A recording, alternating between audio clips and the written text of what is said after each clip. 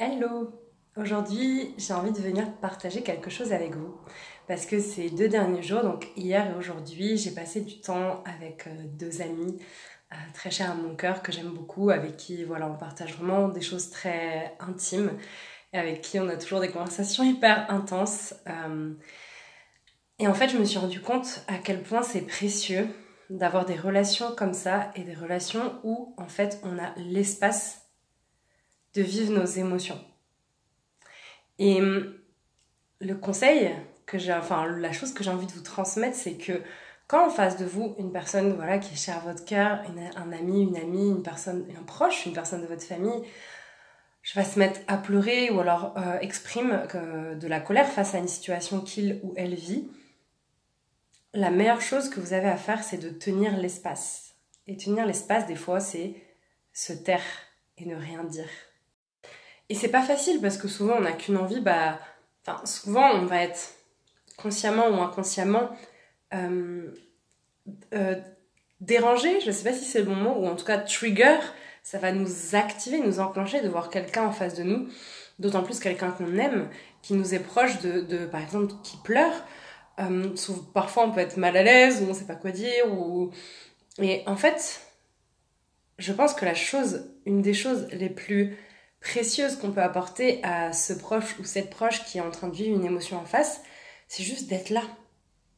D'être là et au besoin, moi je sais que je suis une personne assez tactile, j'aime bien faire des câlins à mes amis. Peut-être de demander, est-ce que tu veux que je te prenne dans mes bras ou pas, si tu as besoin d'espace. Et je pense juste demander de quoi la personne a besoin, c'est hyper réconfortant et la personne se sent soutenue et la personne sent que c'est ok de vivre cette émotion.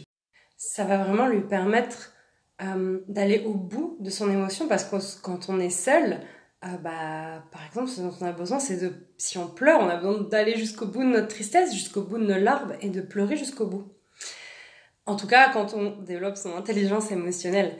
Et justement, je pense que pour moi, c'est vraiment un de mes sujets sur lesquels j'ai envie d'accompagner le plus les gens, développer son intelligence émotionnelle, parce que c'est bon pour soi, mais quand on le fait aussi pour les autres, parce que du coup, quand les autres en face vivent des émotions, on est en capacité de les accompagner, parce qu'on va être nous-mêmes à l'aise avec le fait d'être au contact d'une émotion, entre guillemets, désagréable, parce que nous possédons des neurones miroirs qui sont à la base qui créent cette empathie humaine qu'on a, et se sentir ok avec le fait de ressentir aussi l'émotion un peu avec la personne. Et ça, c'est important. Et au moment où je tourne cette vidéo, on est en période de fête, donc c'est souvent une période où voilà, on est beaucoup avec les gens, on voit plein de monde, c'est souvent ça. Et bah, je vous conseille d'essayer de faire ça si ça vous tente. C'est vraiment une manière de changer le monde en fait à petite échelle.